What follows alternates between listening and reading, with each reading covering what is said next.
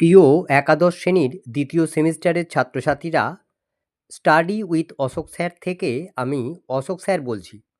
এর আগে আমি তোমাদের ছুটি, তেরানপতা আবিষ্কার আর ভাব সম্মিলনের গুরুত্বপূর্ণ প্রশ্ন উত্তরগুলি দিয়েছি। আজ আমি তোমাদের জয় গোস্বামীর নুন কবিতাটির বিষয়বস্তু সম্পর্কে আলোচনা করছি, শোনো। নুন কবিতাটি জয় গোস্বামীর ভূতুম ভগবান কাব্যগ্রন্থে প্রথম প্রকাশিত হয় ১৩৯৫ বঙ্গাব্দের ২৫শে বৈশাখ, ইংরাজির ১৯৮৮ সাল। নুন কবিতাটি এক নিম্নবিত্ত পরিবারের জীবন যন্ত্রণার দিনলিপি। অতি সামান্য ভাত কাপড়ের সন্ধান করতে গিয়ে জীবনের নিত্যসঙ্গী অসুখ বিসুখ আর ধার দেনাতেই তাদের জীবন কেটে যায়। তারা চায় সহজভাবে বাঁচতে, কিন্তু সে চেষ্টা তাদের ব্যর্থ হয়। জীবনের অক্ষমতা আর দুঃখ ভুলতে তারা নেশার আশ্রয় নেয়।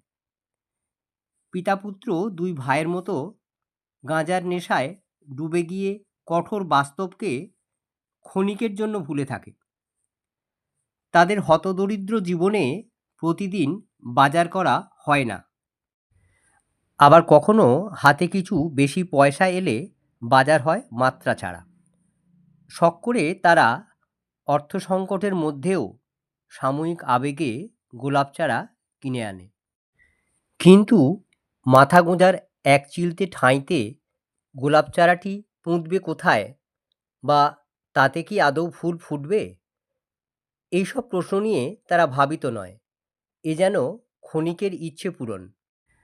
মাঝে মাঝে গভীর রাতে বাড়ি ফিরে তারা যখন দেখে ঠান্ডা ভাতে খাবার মতো নুনটুকুও নেই, রাগ তখন মাথায় চড়ে যায়। বাপ বেটা দুজনে মিলে সমস্ত পাড়া মাথায় করে। তারা ভুলে যায় সামাজিক সৌজন্যবোধ। কবিতার শেষে দেখা যায় দারিদ্র্যের অসহায়তা বদলে যায় অধিকারের দাবিতে। আমরা তো সামান্য লোক, আমাদের শুকনো ভাতে লবণের ব্যবস্থা হোক। কবিতাটিতে যাদের আশা নেই, আকাঙ্ক্ষা নেই, ঠান্ডা ভাতে নুন নেই, সেই সমস্ত না পাওয়া নিম্নবিত্ত মানুষদের কঠোর জীবন সংগ্রামের কাহিনী চিত্রিত করেছেন কবি জয় গোস্বামী।